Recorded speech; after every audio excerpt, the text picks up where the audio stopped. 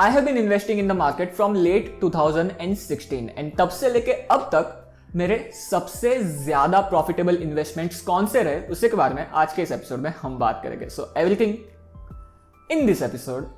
Let's get started. Hey guys, my name is Prateek. I hope you are doing well. And जो मेरे सबसे बड़े losses and गलतियां हो जाती है, जो मेरी मिस्टेक्स हो जाती है स्टॉक मार्केट में, इस पे मैंने डिटेल्ड एपिसोड ऑलरेडी बना के रखा है एंड उस एपिसोड पे बहुत ही अच्छा रिस्पॉन्स आया था। सो आई थॉट अगर मैंने गलतियों के बारे में एंड जो लॉसेस है उसके बारे में वीडियो बनाया है तो मेरे जो प्रॉफिटेबल इन्वेस्टमेंट्स है उसके बारे में भी मुझे आप सबके साथ शेयर करना चाहिए। And that is why I am making this episode, जहां पे मैं बात करूंगा कि जो मेरे सारे इन्वेस्टमेंट्स है, B it stocks, B it mutual funds, B it NPS, PPF, EPF, crypto, FD, ये सारे जो इन्वेस्टमेंट्स है वहां से सबसे ज्यादा रिटर्न्स एंड सबसे ज्यादा पैसा मैंने कौन से इन्वेस्टमेंट से बनाया। एंड यहाँ पे इन सारे इन्वेस्टमेंट्स में से जो टॉप 5 मोस्ट प्रॉफिटेबल इन्वेस्टमेंट्स है उसके बारे में मैं आज के इस एपिसोड में आप सबके साथ शेयर करूंगा, जहां पे the 5th number is NPS. As you guys all know that मैं एनपीएस नेशनल पेंशन स्कीम में इन्वेस्ट करता हूं थोड़ा बहुत पैसा। आई थिंक 5 से 6 हजार जितना महीने का मेरा एनपीएस में इन्वेस्ट होता है। एंड पहले मैं एनपीएस में इन्वेस्ट करता था बिकॉज मुझे टैक्स बेनिफिट मिलता था, 2 साल पहले की बात है।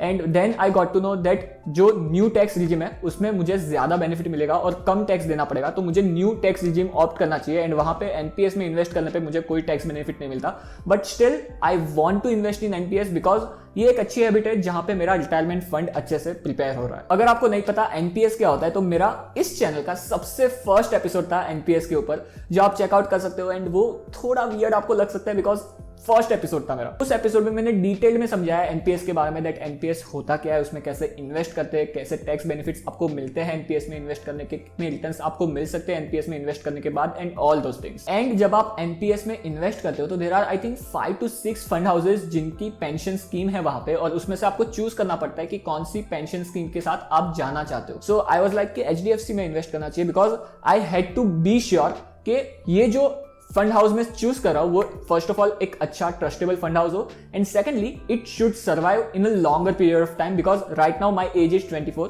एंड मैं ये पैसा आफ्टर आई थिंक 30, 35, 40 ईयर्स के बाद निकालने वाला हूं। सो जो फंड हाउस में सिलेक्ट कर रहा हूं, जो एंटिटी में सिलेक्ट कर रहा हूं अपने पैसों के लिए, वो सर्वाइव कर सके नेक्स्ट कपल ऑफ डेकेड्स के लिए, वो मुझे श्योर होना बहुत ज्यादा जरूरी हो जाता है इस पर्टिकुलर केस में। एंड ऑल्सो मैंने जल्दी से गूगल सर्च किया that which is the best performing scheme in NPS, and वहां पे मोस्ट ऑफ द आर्टिकल्स में एचडीएफसी पेंशन स्कीम का नाम आ रहा था, and that is why I have chose HDFC pension scheme. And the lucky part is that जब मैं first time NPS में इन्वेस्ट करा था सो मुझे टैक्स बेनिफिट चाहिए था as I told you, and वो जो टाइम था वो आई थिंक फेब 2020 चल रहा था, एंड मार्च 2020 पहले मुझे कुछ ऐसे इन्वेस्टमेंट्स करने पड़ेंगे जिससे मैं अपनी इनकम पे टैक्स बेनिफिट ले सकूं। सो वहां पे मैंने 1.5 लाख की जो लिमिट थी वो मैंने ईएलएसएस एंड जो मेरा लाइफ इंश्योरेंस है वो लेके मैंने 1.5 लाख की लिमिट ले ली थी 80C की। And then I got to know that अगर मैं और 50,000 एनपीएस में इन्वेस्ट करता हूं तो मुझे वो 50,000 पे भी टैक्स बेनिफिट मिलेगा। सो मैंने आई थिंक फेब 2020 के एंड में एनपीएस में इन्वेस्ट कर दिए 50,000 रुपए, एंड तब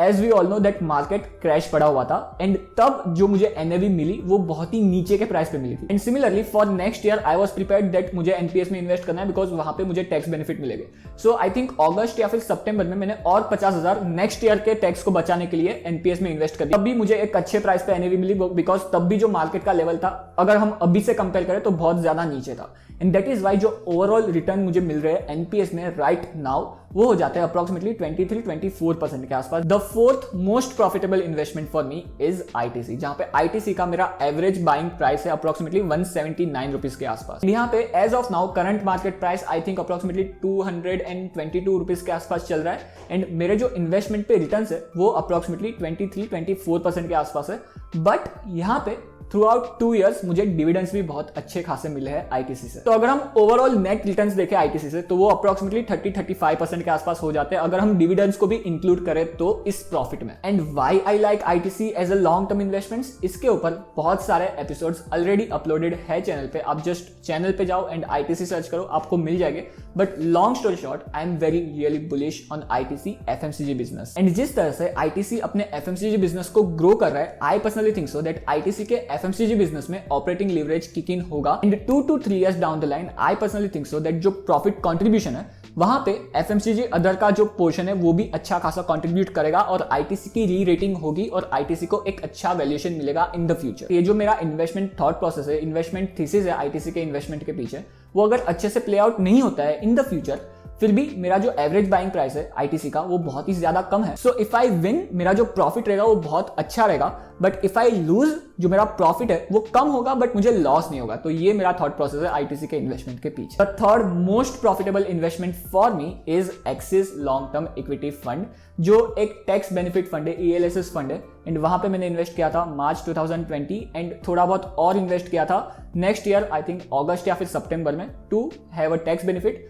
बट जो नेक्स्ट ईयर था वहां पे मुझे टैक्स बेनिफिट नहीं मिला था, बट जो मेरा बाइंग प्राइस था वो बहुत ही ज्यादा नीचे के लेवल पे था, एंड दैट इज वाई यहां से भी जो मुझे रिटर्न्स मिल रहे हैं वो बहुत ही ज्यादा अच्छे, जो हो जाते हैं नेट 57% के आसपास। एंड मैंने क्यों एक्सिस लॉन्ग टर्म फंड को चूज किया था मेरे इन्वेस्टमेंट के लिए? So the first reason is Jinesh Gopani ji, जिनका ट्रैक रिकॉर्ड बहुत ही ज्यादा अच्छा है इन्वेस्टमेंट का, एंड जो फंड वो मैनेज करते हैं वो बहुत ही अच्छे से मैनेज करते हैं, एंड जो रिटर्न्स है वो भी बहुत ज्यादा अच्छे निकाल के देते हैं। एंड ऑल्सो इस फंड ने अपने बेंचमार्क को सक्सेसफुली कंसेक्यूटिव ईयर में बहुत ही अच्छे से आउट परफॉर्म किया था, एंड यहाँ पे जो रिटर्न्स थे past 5 year, 7 years and 3 years के जो रिटर्न्स थे वो भी बहुत ज्यादा अच्छे थे, and that is why I have chose कि मुझे अपने टैक्स को बचाने के लिए एक्सिस लॉन्ग टर्म फंड में इन्वेस्ट करना चाहिए। And this is not the only fund जिसमें मैंने इन्वेस्ट किया था टैक्स बेनिफिट के लिए। There is one more fund जिसमें मैंने इन्वेस्ट किया है टैक्स बेनिफिट के लिए, जो हम आगे बात करें। The second most profitable investment for me in my portfolio as of now is United Spirits Limited, जहां पे मैंने यूनाइटेड स्पिरिट्स लिमिटेड का जो मेरा बाइंग प्राइस है वो अप्रोक्सीमेटली 576 के आसपास हो जाता है if I am not wrong, but yes 540 570 के लेवल में ही है मेरा एवरेज बाइंग प्राइस, एंड मेरा जो नेट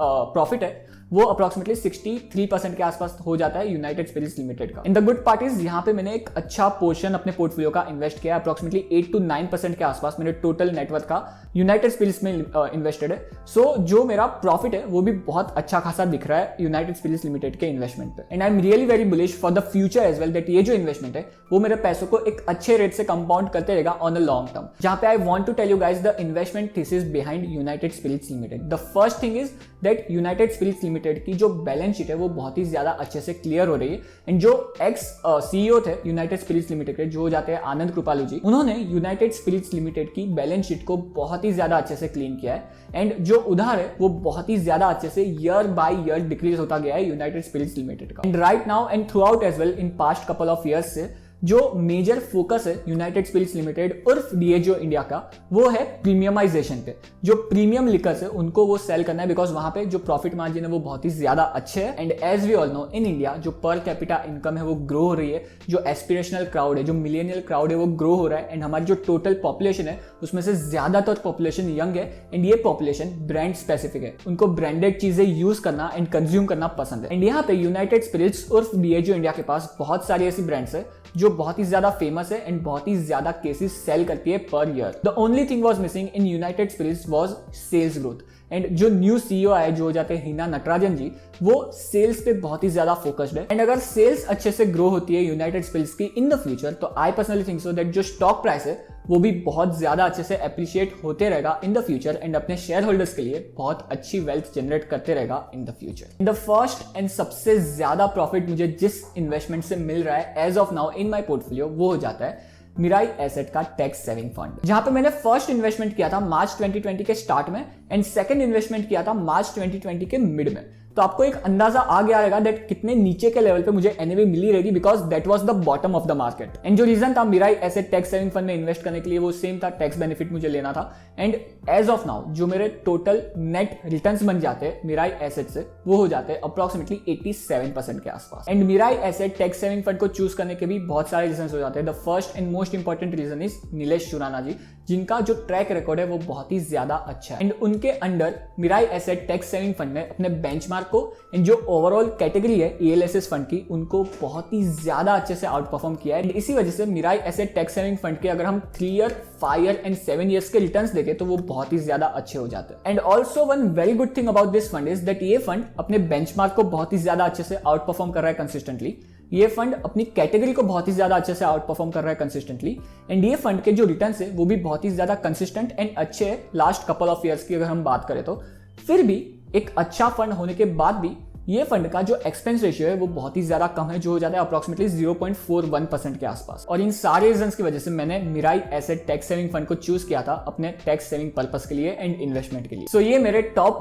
5 मोस्ट प्रॉफिटेबल इन्वेस्टमेंट्स हो जाते हैं as of now in my portfolio. And अगर हम परसेंटेज छोड़ के जो रियलाइज्ड प्रॉफिट है, जो पैसा है, अगर मैंने सबसे ज्यादा कौन से इन्वेस्टमेंट से पैसा कमाया उसकी बात करें, सो नंबर 5 पे आता है एनपीएस, देन नंबर 4 पे आता है जो एक्सिस का म्यूचुअल फंड है, वो वहां से जो मुझे पैसा मिल रहा है, जो प्रॉफिट है वो है। देन नंबर 3 पे आता है मिराई एसेट का टैक्स सेविंग फंड, वहां से जो मेरा प्रॉफिट में जो अमाउंट है वो है। देन नंबर 2 पे आ जाता है United Spirits Limited and number 1 पे आ जाता है आईटीसी। तो अगर हम परसेंटेज टर्म में बात करें कि किस इन्वेस्टमेंट से मुझे सबसे अच्छे रिटर्न्स मिले तो उसकी ये लिस्ट हो जाती है। बट अगर हम प्रॉफिट के टर्म्स में बात करें कि किस इन्वेस्टमेंट से मैंने सबसे ज्यादा प्रॉफिट्स कमाए हैं तो उसकी ये लिस्ट हो जाती है। आप सबके मोस्ट प्रॉफिटेबल इन्वेस्टमेंट्स कौन से, let me know in the comment section below. On that note guys, thank you to be with me in this episode. As always do like this episode and subscribe to my channel and don't forget to follow me on Instagram and Twitter as well. मिलते हैं ऐसे ही किसी नए episode में, तब तक के लिए गुड बाय।